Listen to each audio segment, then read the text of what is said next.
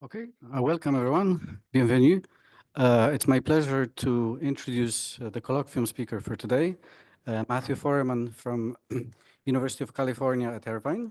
Matthew is a mathematician who works in two different mathematical disciplines in mathematical logic and dynamical systems. He has made profound contributions with fundamental results in set theory, descriptive set theory, regarding the Banach-Tarski paradox, for example. And also, he is the pioneer and the first to connect the fields of mathematical logic and ergodic theory, showing several impossibility results in dynamical systems, about which we'll hear also today. Matthew was a speaker at the International Congress of Mathematics. He delivered the Gödel Lecture and is a fellow of the American Mathematical Society. And also, what is especially rare among our colloquium speakers, he's also an accomplished sailor who has sailed the seven seas, who has sailed from North America to Europe, and is the winner of the Ullmann Trophy. However, today, I think we'll mainly hear about his mathematics. So please. Thank you very much. Let me start by thanking you. And I found very happy to be in Montreal. I found it a very, very welcoming atmosphere. So a pleasure to be here. So this is the mandatory acknowledgement that I was supported by the NSF for doing this work. So today I'm going to talk about a mixture of two fields that are traditionally very, very far apart. So the first field was started by Russian, French, and Polish mathematicians in the early 20th century. I'm doing this partly to show you how much background material I have to cover to make this talk reasonable. So these are people like Luzin and Suslin. Yeah, so unless otherwise stated, these are from Wikipedia. If you want, there's a mostly fact book written about this called Naming Infinity, which is a fascinating book. Alexandrov and Kolmogorov, Baer and Burrell, Lebesgue and Sierpinski, and Ulam and Michalski. Michalski's photo is from his webpage. I had both of these as teachers. Unfortunately, Michalski died about a month ago. So the subject of this talk is to apply pioneering work to classical 20th century programs. These programs were explicitly proposed by von Neumann and Smale. Smale attributes his program to Poincaré. So there's von Neumann and Smale. These are the people who influenced my work in ergodic theory a lot, particularly Benji Weiss. So these are the two programs that I'm going to talk about. One is von Neumann's program, which stated as classifying the statistical behavior of smooth dynamical systems. And Smale's program is to classify the qualitative behavior of smooth dynamical systems. So to state the answer, to state the results, you need to answer a couple of questions. Namely, what does impossible mean? And what is a classification? So let me give examples of impossibility results. So many of these you guys are completely familiar with, but they haven't fallen into these buckets, into these labels of impossibility results. So type 1 are results that say there's no algebraic solution. So there's no algebraic formula giving the general solution to polynomials of degree 5. There's no closed algebraic formula for the integral of e to the minus x squared dx. Sort of in this bucket are theorems like you can't square the circle with a ruler and compass, these kinds of basic impossibility results. Something that's of modern interest, gets a lot of headlines, are solutions that are not practical to compute, which usually means that you can't do it in feasible time. So these include factoring integers into prime numbers or optimal scheduling algorithms. And of course, finding cryptocurrency keys, okay, okay, that's in the news every day, at least where I'm, so not finding the keys, but cryptocurrency. Now, type 3 has also a long classical study that started with Turing and in the war and so on. And these are problems that you cannot solve with inherently finite resources. Okay, so probably the most famous example of this is the word problem in group theory. So you give me 5 generators and you give me a word in those 5 generators, x inverse, y inverse, and so on. And then I'm supposed to have an algorithm that decides whether that word is trivial. Okay, sorry, so I said that wrong. You give me a presentation of a group. So the presentation of the group consists of generators of a free group and then say a finite number of words. And you're looking at the group, which is the quotient of the normal subgroup generated by that finite number of words and the group. So think of this as presenting you with an arbitrary group. And then you hand me another word in the generators. And the question is, do I have an algorithm for deciding whether or not that word is trivial? So, all right. So that is a non-recursive problem, a famous theorem. And of course, the halting problem for computers. Now, there's something called Church's thesis. So Church's thesis says that all reasonable notions of computability are equivalent. So these include computable with a Turing machine, or being recursive, or any notion that involves inherently finite computations. Okay, so the recursive things or the computable things are the things that you can do with inherently finite computations. Now, there are variations of this in what they call an oracle. So that's a single list of countable information, but okay. So that's inherently finite information. That's type 3. Type 5 impossibility results are results that require the uncountable axiom of choice. So here's probably the example we all learn in even as an undergraduate, that there's a set X contained in the unit interval that is not Lebesgue measurable. So Solovay proved that you actually need the uncountable axiom of choice in order to prove this. Type 6 independence results, probably the best known example is the theorem of Gödel and Cohen, that the continuum hypothesis can't be settled with the usual axioms of mathematics. So the usual axiom of mathematics are Zermelo-Fraenkel set theory. Remember, the continuum hypothesis says that the cardinality of the real numbers is the least uncountable cardinal. Okay. Again, we all know the real numbers are uncountable, but they could be the second uncountable cardinal, the 10th uncountable cardinal, but the continuum hypothesis says it's the least uncountable cardinal. Okay, did I skip a number? What number did I skip? Okay, so you can guess the answer. Is there anything in between inherently finite and the axiom of choice? Well, I went from 3 to 5, so probably there's 4. So what I'm going to suggest is another impossibility result. So inherently countable information. So inherently finite information is something you can compute with finite resources, compute with a Turing machine. Inherently countable doesn't include things like the building a non-Lebesgue measurable set, because that uses uncountable techniques, that uses something which is not inherently countable. Okay, what does inherently countable information mean? Well, the context, you have to put everything, you have to be able to state your problem in the context of a Polish space. This is quite general. This is a separable topological space that carries a complete metric. So I don't know of any classical problems that can't be put into this.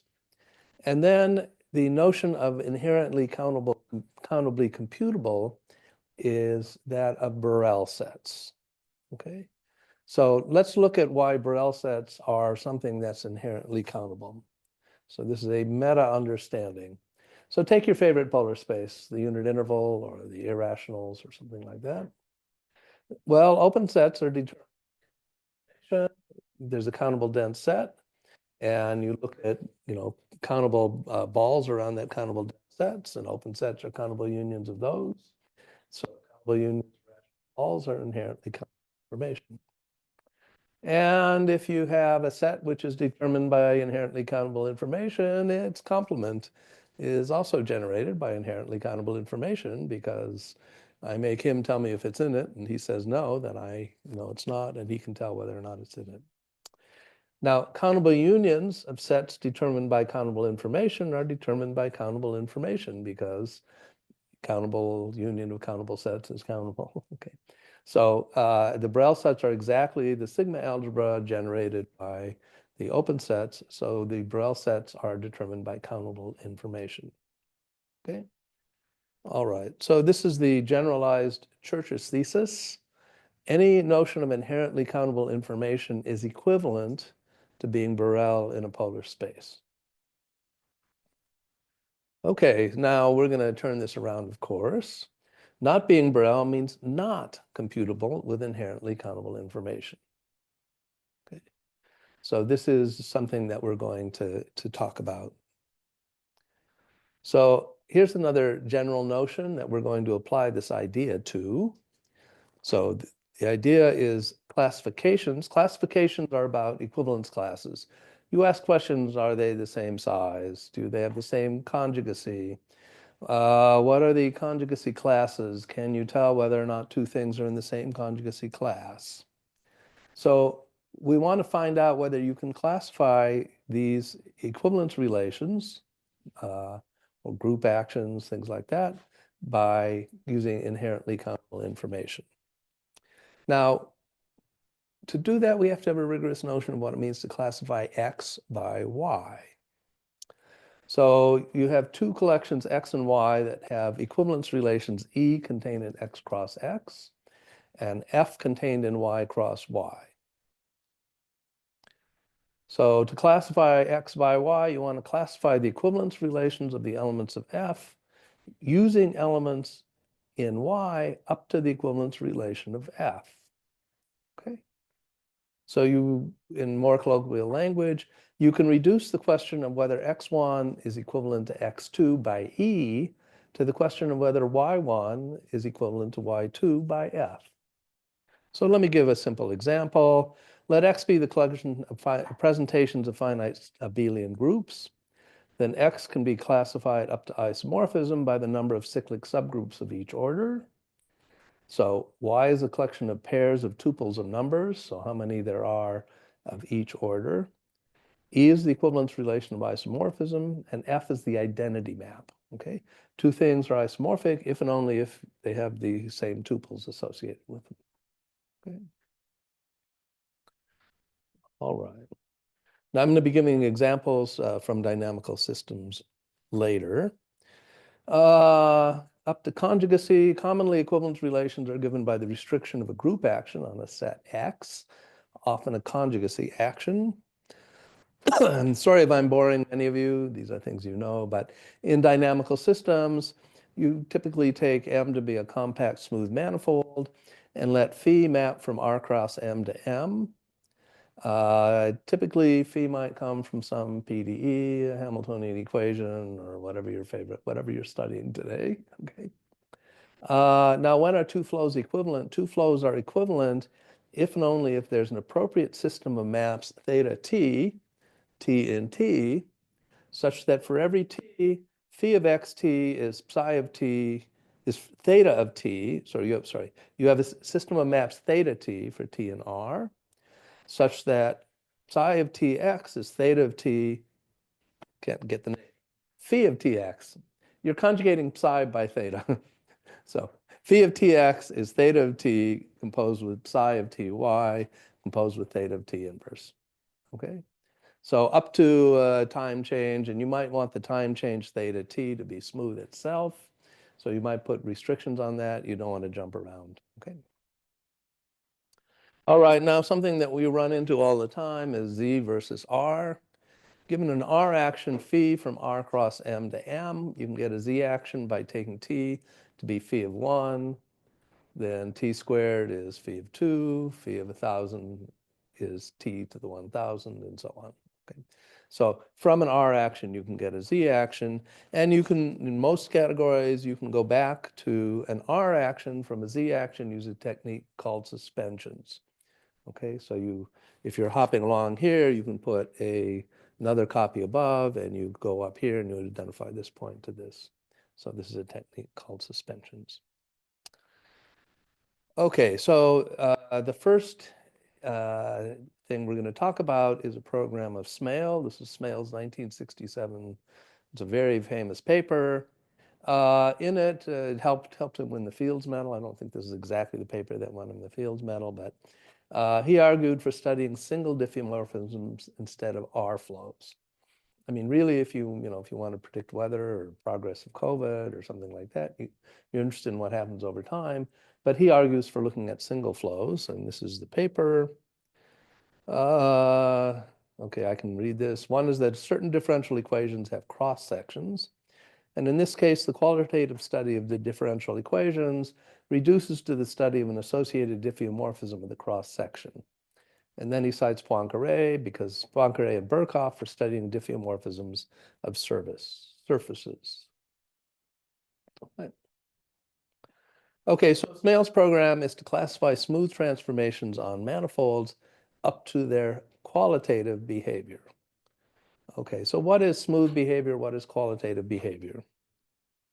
So quoting Poincaré, Smale suggested that the equivalence relation of S being equivalent to T, if and only if there's a homeomorphism phi from M to N, such that S is equal to phi T phi inverse, should model the notion of having the same qualitative behavior. Okay. So let's think about how this might be actually a very practical idea. Anybody remember the Webb telescope?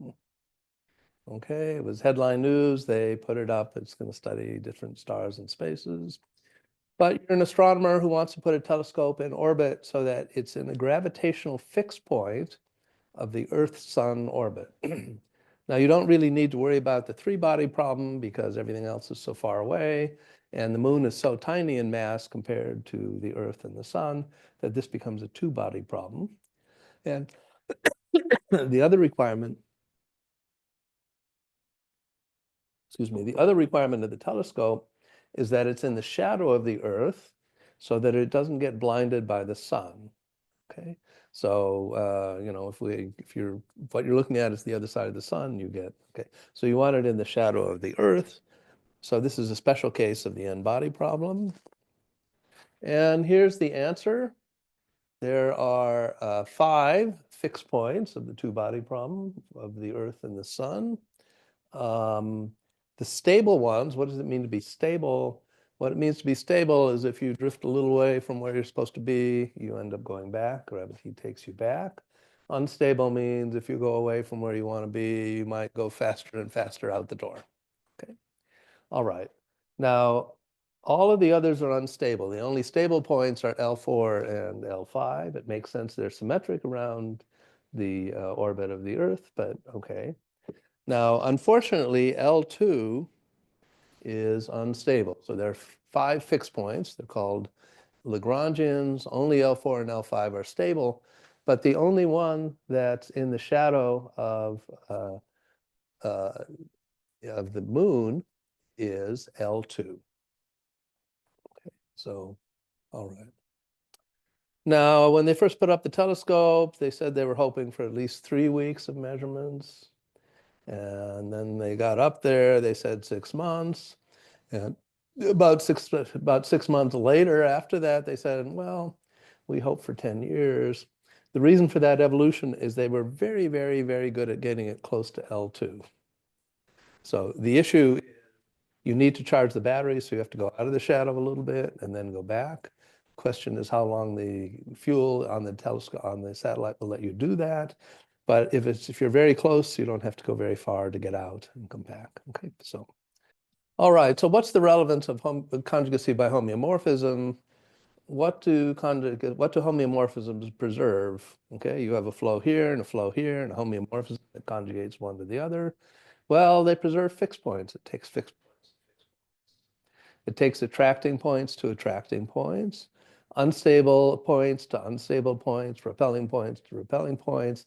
If you have something that's asymptotic, it takes something asymptotic, and so on. So all of these are preserved by conjugacy under homeomorphisms. That's why it is the qualitative behavior. Okay. So this is the qualitative behavior. Now, I said there were two things you study. The other is the statistical behavior.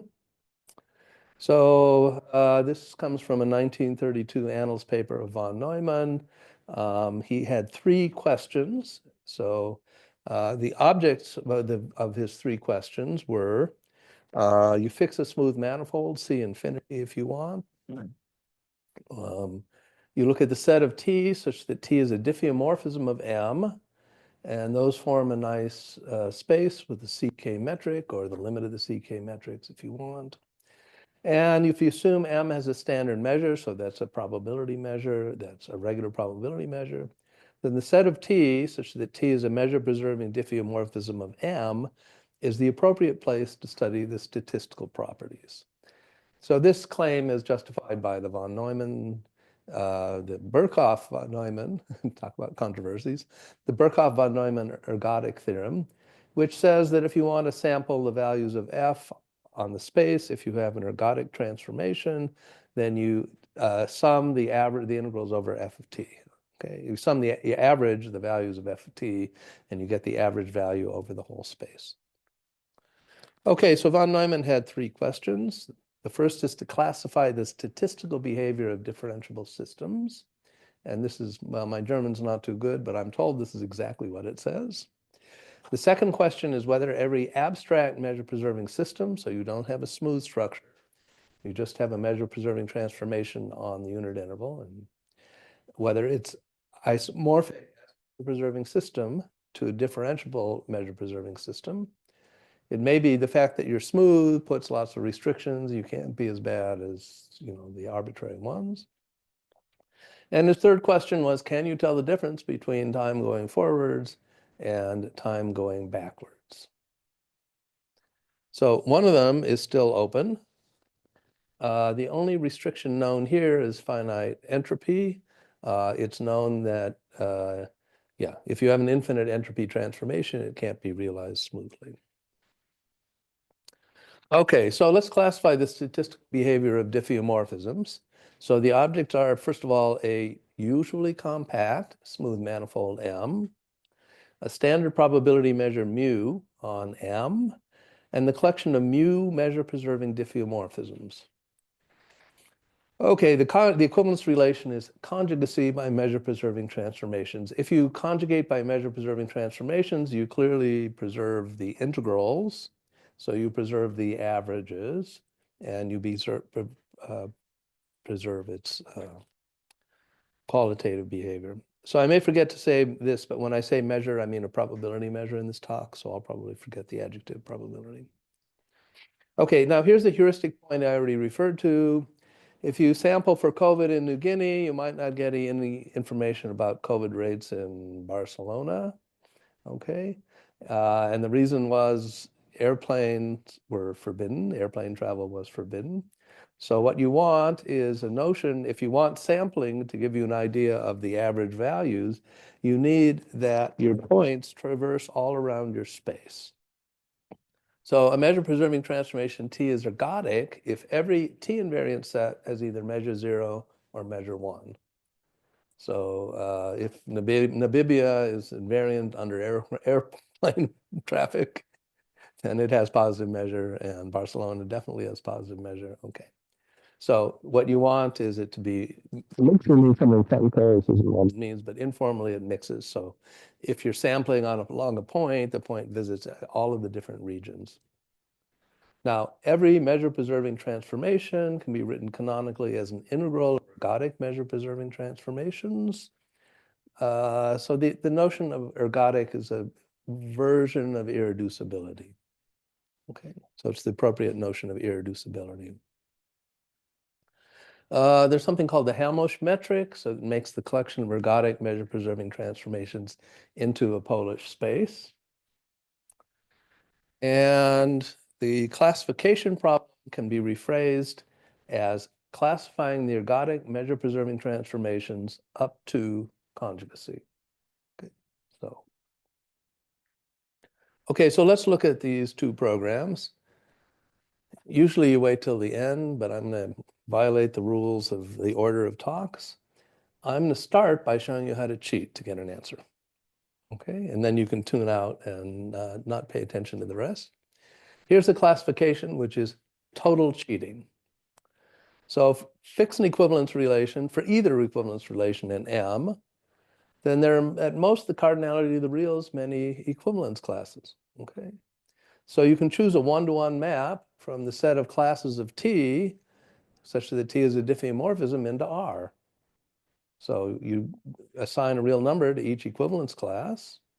And then for a diffeomorphism of T, define C of T to be the number D you assign to the equivalence class of T. Well, and what do you have? S is equivalent to T. They're in the same class if and only if C of S is C of T. Okay, so we can end the talk. I've shown you how to get numerical invariance for every equivalence relation. Now, what's wrong with this? I'm asking you guys, what's wrong with doing this? It uses the uncountable axiom of choice. This is not an inherently countable thing. So this is why we want to look at inherently countable things, okay, as being the reasonable method. Okay, so this slide says that's the ultimate classification. Now, in order to then say more about what inherently countable means, I have to tell you what methods you can use. So I need to tell you about Borel functions. So if x and y are polar spaces, a function f from x to y is Borel if the inverse image of every open set is Borel. Okay. All right. So the upshot in Borel functions, for a classification to be meaningful, it has to reduce an equivalence relation to a Borel equivalence relation using a Borel reduction. Okay. Now, all of the techniques, well, there's some logicians, people and suspicious folks in the audience, but all of you, the techniques you use in functional analysis or other kinds of analysis or geometry are Borel techniques. They're all Borel functions. This is just an empirical fact. Okay, so a genuine complete numerical invariance, I gave you fake ones. You take an equivalence relation E on a space X, and you have a Borel function f from X into R, such that X is equivalent to Y if and only if f of X is equal to f of Y. So saying that an equivalence relation has complete numerical invariance means there's something that you can compute in this loose sense of countable equivalence, countable methods, inherently countable methods, such that the number you get is a complete invariant. Okay, so the overall moral of the cheating example is that for a classification to be meaningful, it has to be feasible or computable in some sense. Okay, so let's go back to the history of some of these problems. Let's look in the measurable context. So this is the statistical behavior. So let me do a quick summary of some of the 90 plus, maybe more years of success on the von. Well, sorry, 93 is the most years it could be since he posed the problem. Okay, but success on the von Neumann problem. So let's look at a Koopman operator. So take xb mu to be a standard measure space and T a measure preserving transformation. You can define a unitary operator. Let me try this. Of course, it shows everywhere but on the screen. Okay. All right. So you can define a unitary operator U sub T from L2 to L2 by setting UT of F to be F composed with T. Okay, since T is measure preserving, the integral of F, or the integral of F squared, is the same as the integral of F composed with T squared. So UT is called the Koopman operator associated with T. The map T goes to U sub T is Borel. And if S and T are conjugate, then U sub S is unitarily equivalent to U sub T. And the relation of unitary equivalence is Borel. Why? What's the one-line answer to that? It's what the spectral theorem says. Okay, two unitary operators are conjugate if and only if they have the same spectrum. You can compute the spectrum with Borel methods and so on. Okay. Okay, so Koopman operators are invariants of conjugacy, but not complete invariants. Now, in a 1941 paper of Helmholtz and von Neumann, they used this. So this is operator methods in classical mechanics. This is in the Annals in well, it's received in 1941. It appeared in 1942. So Helmholtz and von Neumann proved the following theorem. If T is an ergodic measure-preserving transformation, then the following are equivalent. The Koopman operator is diagonalizable. In other words, L2 is spanned by eigenfunctions. The closure of the span of the eigenfunctions is all of L2. And if T is given by an ergodic, T is isomorphic to an ergodic translation on a monothetic compact abelian group G with Haar measures. Moreover, the set of eigenvalues for T are a complete invariant for T. What does monothetic mean? It means there's an element of the group such that its powers are dense. So therefore, the group has to be abelian. You have a compact abelian group because all of the eigenvalues are a subset of the unit circle. And the group is the Pontryagin dual. So that's a compact group, and it has Haar measure. So, okay. Okay, so these are called the discrete spectrum transformations. So corollaries, the discrete spectrum of transformations form a Borel set in the space of measure-preserving transformations. And the conjugacy relation for the discrete spectrum transformations is Borel. Does it have complete numerical invariance? How many eigenvalues are there? Countably many. So what do? You have countably many numbers. You can put them into a single number, except the order you get, if you have two conjugate transformations, the order you get of those eigenvalues from the spectral theorem is completely different. So there's no uniform way of getting a countable number. And with Alain-Louveau in the 1990s, I was able to show that there's no Borel function that compute complete numerical invariance. Now, another huge success in classical ergodic theory, not due to me, is rolling unfair die. How many of you gamble? How many of you will admit that you gamble? Okay. So let me tell you the model of it. You have, say, a six-headed die, 0 up to 5, and they map into the unit interval. The sum of V of I is 1. So V of I, this tells you how loaded the die are. An unloaded die, they'll all be 1/6. But probably if you're gambling, is gambling legal in Quebec? Okay, so do statistics on the die before you, okay. Put the product topology on 0, 1 to the 5 to Z. So this is okay.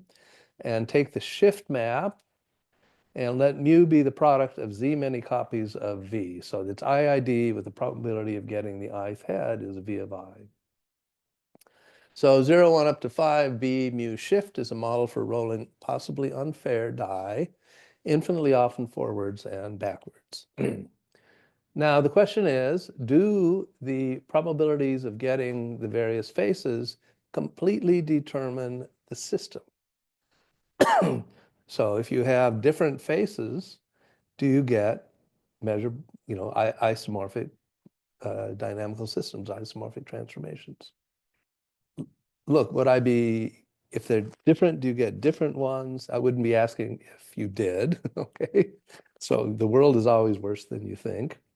So Mishalkin gave an example. One is a 4-headed die or a 6-headed die with probabilities 1/4, 1/4, 1/4, 1/4, and then 0, 0 for the other two faces. And the other is 1/2, 1/8, 1/8, 1/8, 1/8. So 4 1/8 and a 0. So a half, 4 1/8 and a 0. Well, Mishalkin showed that the corresponding measure-preserving transformations are conjugate. Okay, so a warning, just because the dies have different odds on the heads doesn't mean that the probabilities are the same. Okay, so how do you tell non-conjugate die apart? Well, here's the definition of a measure-preserving system. It just basically generalizes what I said. Take a countable set, put the product topology on sigma to the z, and define a map of shift. So the shift of f at n is n plus 1. So you're at time n. 1 instant goes by, you're at time n plus 1. Take a measure nu from sigma to 0, 1, such that nu sums to 1. Sigma might be finite, in which case we're in the same example as before. And let mu be the IID product measure on sigma to the z with the marginals nu. So the system sigma to the z b mu shift is called a Bernoulli shift. Okay. Bernoulli, I think, fake history maybe, was the first person to consider gambling as a mathematical problem. Okay. Now, because the past and the present give no information about the future, Bernoulli shifts are models about completely random behavior. You can know the entire past and you have no information about what's going to happen next. So let me give a natural example. Apologies to people who came to my seminar talk because I'm repeating this example. So look at the matrix 2, 1, 1, 1. Can anybody compute its determinant? Okay, what's the answer? 1. Okay, good. You passed my linear algebra class. You may be the best student in my linear algebra class. Okay, now you can project this R squared to T2, it's a universal cover. And by projecting it to T2, it can be viewed as a measure-preserving transformation of the 2 torus onto itself. Okay, you have, oh, I forgot to get out a piece of paper. You have a piece of paper and you roll it this way, you get a cylinder, you connect the edges of the cylinder, you get the 2 torus. Now, Bell and Weiss and a couple other people showed that this is conjugate to a Bernoulli shift. Multiplying this matrix against itself over and over again and projecting to the 2 torus is isomorphic to flipping a coin where you're going to end up. So this is one of the very strangest facts in mathematics, but it's true. So measure theoretically, it's totally random. So how are you going to tell whether or not two measure-preserving transformations are isomorphic? Well, Kolmogorov and Sinai developed a notion of entropy for measure-preserving transformations. They mentioned Shannon. It's basically the same as Shannon's information theoretic notion of entropy. And you can quickly check. It's a numerical invariant computed by a Borel function. Don Ornstein and Benji Weiss showed that the set of T such that T is isomorphic to a Bernoulli shift is a Borel set. So suddenly we're in the context of countable information. You have a Borel function, and Don Ornstein showed that entropy is a complete invariant for Bernoulli shifts. All right, so what's the point? The point is that enormous progress was made on von Neumann's program. Many important and very applicable theorems resulted from this work. The general problem is not feasible using inherently countable methods. That's what this talk is about, okay? So despite 50 years or more of, well, I mean, more than that, the topic still goes on, of positive methods, the general problem cannot be solved using inherently countable method. So this is a theorem that I proved with Benji Weiss. Let X be the collection of ergodic C infinity transformations of the 2 torus. So it's the 2 torus with Lebesgue measure. Let E be the equivalence relation of conjugacy by a measure-preserving transformation. So that's what we've been talking about. Then E is not a Borel equivalence relation. So it's not a Borel set as a subset of the C infinity diffeomorphisms cross the C infinity diffeomorphisms. What does that say? It means if I hand you 2 diffeomorphisms, general diffeomorphisms, there's no way that you can tell whether or not they're conjugate and by measure-preserving transformation, the same statistical behavior using inherently countable information. Now, if I let you use the axiom of choice, you'll cheat. So the inherently countable information here makes that impossible. Okay, so the general program is impossible with inherently countable methods. Now, von Neumann's third question is, can you tell the difference between time going forwards and time going backwards? Okay, how many bad movies have you guys seen where people go back in time? And and go forward. Okay, so and then they get confused. Okay, wait, my mother's giving birth to, oh, to me. Okay, all right. All right, so Benji and I showed that if M is the 2 torus, the set of T, such that T is an ergodic diffeomorphism, and T is isomorphic to inverse, is not a Borel set. And this result extends to R flows. So there's no general statistical method for determining time forwards versus time backwards. So maybe we're going backwards in time right now. Back to Smale's program, which is okay, for those of you too young, that's Back to the Future, which was a terrible movie about time travel. Okay. All right. Back to Smale's program, classifying the qualitative behavior. Most standard invariants are Borel. So what are the standard invariants? The number of fixed points is a standard invariant. The number of fixed points such that the number of points M that have period N is a standard invariant. The Artin-Maser invariant, which is equal to G of F, is the lim sup of 1 over N times the log of the periodic points of order N. That's also Borel. So all of these things that people have studied as ways of trying to classify them are ways of classifying, are Borel functions. So all of the techniques that people really use are relevant. And in particular, the Artin-Maser diffeomorphisms, which are the ones where G of F is finite, is a Borel set. Other classes are trickier. A smooth diffeomorphism on a manifold is structurally stable if it has a C1 neighborhood in which all diffeomorphisms are equivalent to it. Okay. The set of T such that T is structurally stable has complete numerical invariance. That set does, but it's an open question whether if you look at remember, this is a particular homeomorphism and you're looking at its realization, but you can have things conjugate to it that aren't structurally stable. They're examples of structurally stable transformations and a conjugate transformations that's not structurally stable. So it's an open question whether the conjugacies classes have complete numerical invariance. Again, the set of structurally stable transformations themselves, you can assign an invariant too, but the set of conjugacy classes, that's not known. And similar problems arise for the more Smale diffeomorphisms. Okay, so let's go to Smale's program with Anton Gordetsky. I showed about 3 or 4 years ago, I guess 4 years ago, last February, that if you look at smooth closed manifolds of dimension at least 5, and you look at the collection of ergodic C infinity diffeomorphisms of N, and E is the equivalence relation of conjugacy by a homeomorphism, so Smale's equivalence relation, then E is not a Borel equivalence relation. And then a little while after that, reduced that to dimension 1. We didn't put that on the archive, and Vegnar in Prague recently wrote to us that he discovered it independently. All right.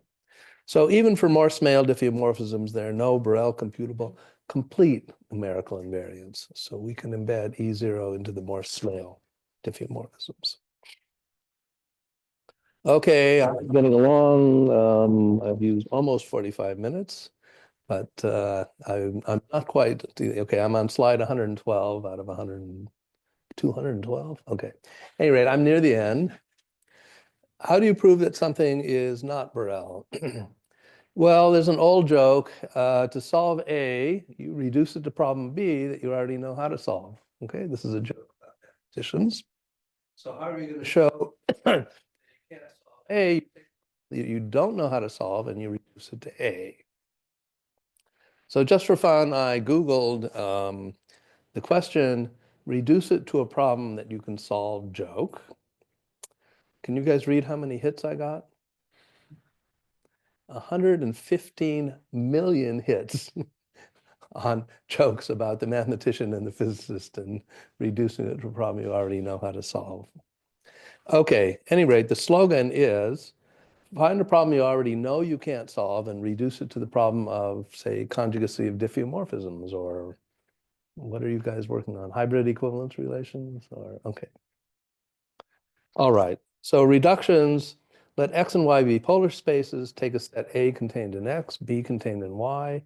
A is Borel or continuously reducible to B, if and only if there's either a Borel or a continuous function F from X to Y that reduces the problem of X in A to the problem of whether F of X is in B.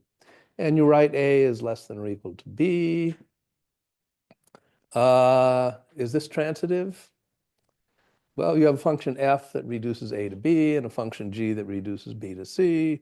G composed with f reduces a to c. So this is a partial ordering, well, not quite a pre-partial ordering. You can have a reducible to b and b reducible to a.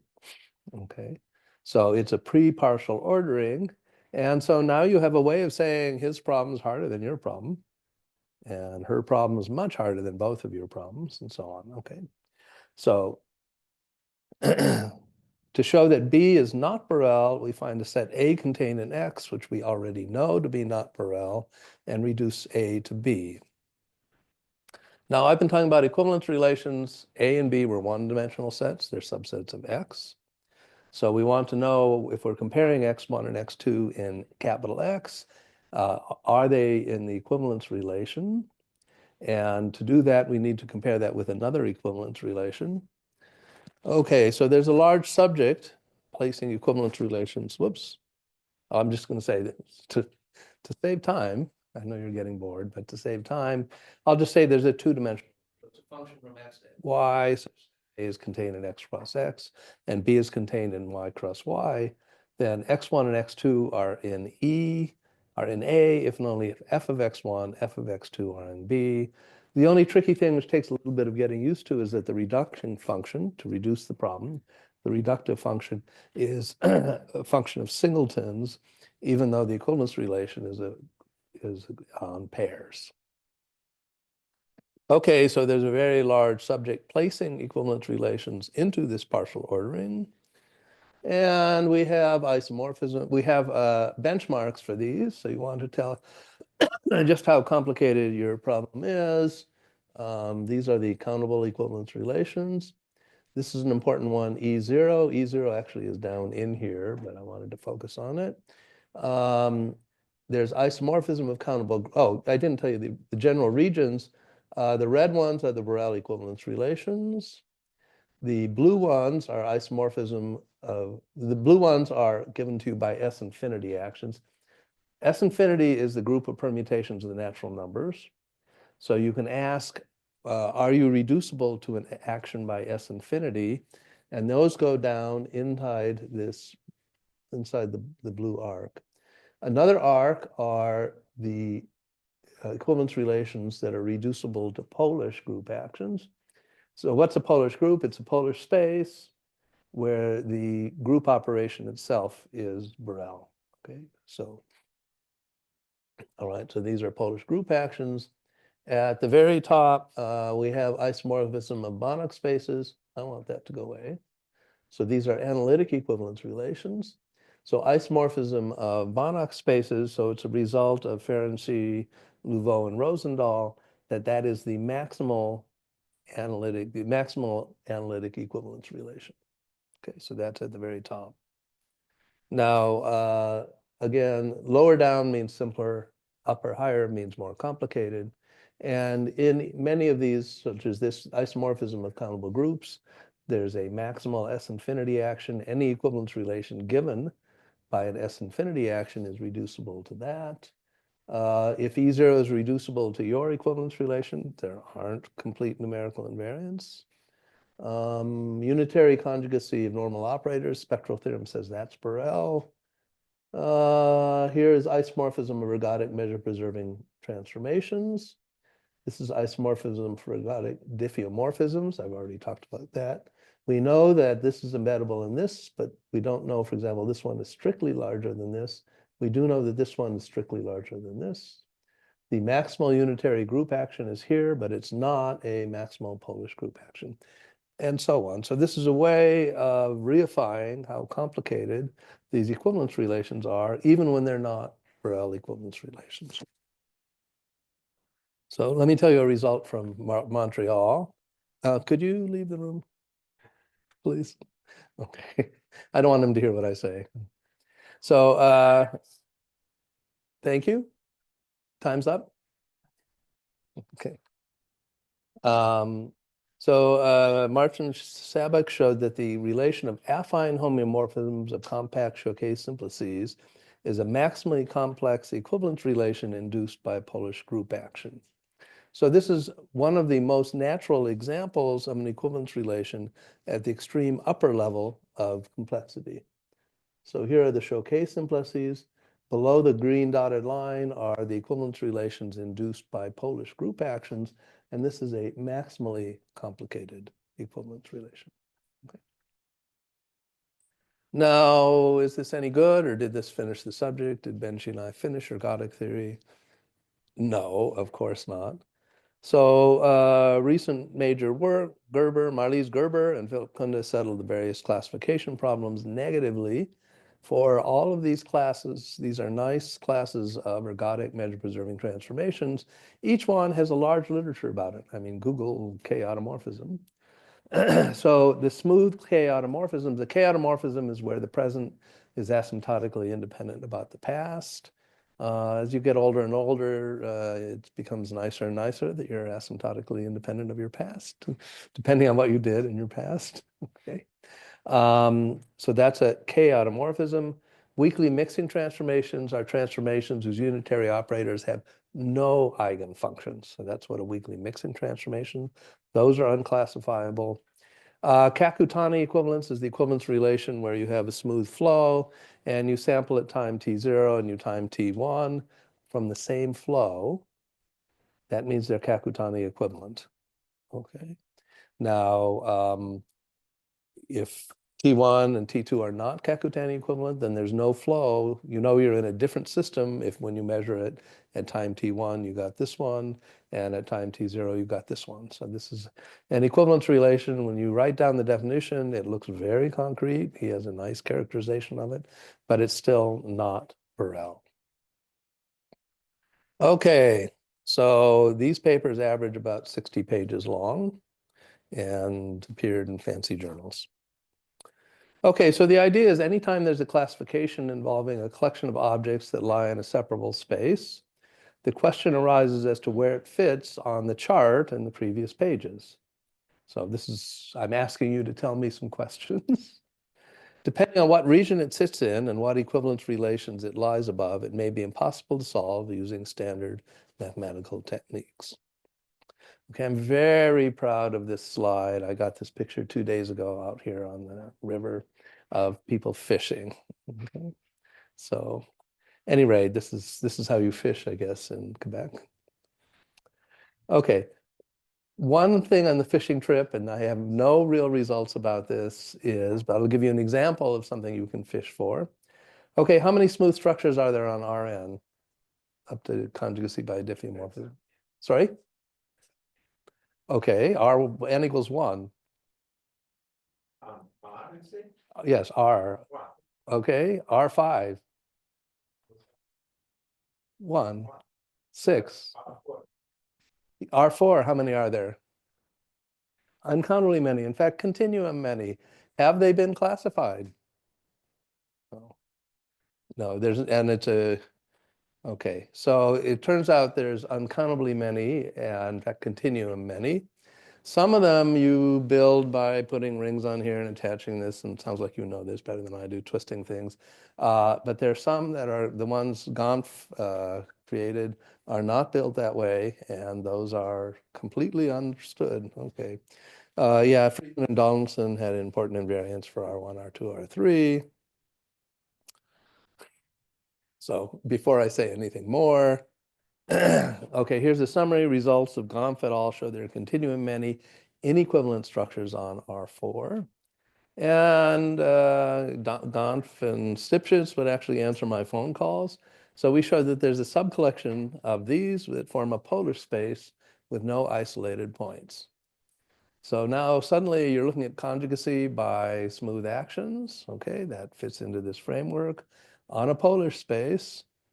So maybe the reason the Poincaré conjecture for R4 is still completely open is that it's impossible to actually classify this. I have 4 minutes, so let me keep going. A little over 4. I started 2 minutes late, so let me keep going. Let me ask the question, are these techniques only good for negative results? Am I just telling you you're wrong, you're wrong, you're wrong, get out of here? Okay. Don't study old problems. They're probably impossible. No. So they require structural techniques that sometimes solve well-known problems. You do have to innovate the techniques. So an example of positive progress, again, I'm going to brag about results I got, but an example of positive progress, if you take a compact space and a homeomorphism and you look at M sub t to be the space of t invariant measures, Bogolyubov and Krylov in 1917 show that there is a t invariant measure. So there's at least one. These are convex and compact and weak star topology. So that's the Banach-Oglu theorem. The extreme points are the ergodic measures, and they form a Choquet simplex. So every measure is a generalized affine combination of extreme points. I should have said what they were before I stated your theorem. So it's a question of Oxby dating to at least the early 1950s and maybe before, which is what simplices arise. So Oxby showed that it was possible to be affinely homeomorphic to the unit interval. So 2 extreme points, 2 ergodic measures. Susan Williams in 1984 said that this can hold in highly structured situations, toplet sequences, and in fact, you can have either countably many or continuum many invariant measures. That was a breakthrough, and this was published in 1984. I think her thesis was earlier. Dovnarovich in 1991 said that for any Choquet simplex S, there's a toplet sequence whose collection of measure of T invariant measures is S. So toplet sequences are special kinds of sequences, and T is the shift map on that sequence. Okay, so problem settled, right? Well, these are discrete symbolic systems, and what many people are really interested in are diffeomorphisms, and Anatole Katak asked, what about smooth transformations on compact smooth manifolds? Okay, now in a big deal in 2004, Katak and Bassam Fayyad showed that there's a smooth floor on the 2 disk with exactly 3 ergodic measures. So this is a 3-dimensional Choquet simplex. And their construction generalizes readily to show that on the 2 torus, for every n, you can get a smooth transformation such that the simplex of invariant measures dimension n. I like the torus better than the circle. We avoid boundary problems and so on. So I'm going to keep talking about the torus. Okay, so what's the answer? Well, the work I did with Benji about diffeomorphisms of the torus actually gave an answer with considerably more work, but okay. Let K be a compact manifold. Sorry, let K be a compact metrizable Choquet simplex. And then there's a C infinity map T from the 2 torus to the 2 torus, such that the set of invariant measures for the T is affinely homeomorphic to K. So you hand me a Choquet simplex, I build the diffeomorphism, and that diffeomorphism has this Choquet simplex as the set of invariant measures. And just for a bonus, T actually is Lebesgue measure preserving and ergodic. So it doesn't matter, not related to Oxby's question, but it is Lebesgue measure preserving. For Smale's program for 1-dimensional manifold, do you know where exactly the convexity relation is? Is it very useful to maximize it? I think that, okay, well, so you get into issues about rotation numbers, say the Poincaré rotation number. Okay. Or homeomorphisms, okay. Yeah, so I think that answer is known, but I'm not remembering it. So I was supposed to make you uncomfortable about your favorite problem, so ask your favorite problems. So these 4-dimensional differentiable structures classification, do you know in upper bound? Do you know if it's below a group function? It could be as complicated as Banach space isomorphism. Something. If you spend all your life working on a problem like this, by the way, you feel happy when it turns out to be impossible, because it meant the problem wasn't you. The problem was impossible. Something about you could not classify the school diffeomorphisms and torus, Yes.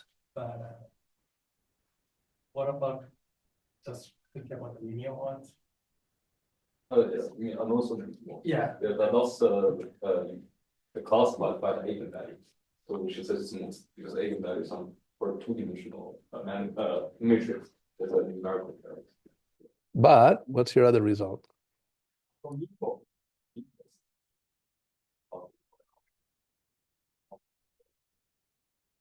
Patience, we show it. It's we Yeah, cannot that's classify a good by numbers. Yeah, it's impossible to classify by numerical terms. You can embed E0 into it. Did you pay him to ask that question? A very natural question, and we would say, yeah. All right. Okay. If there are no more questions, let's thank Matt again. And wine and cheese is upstairs.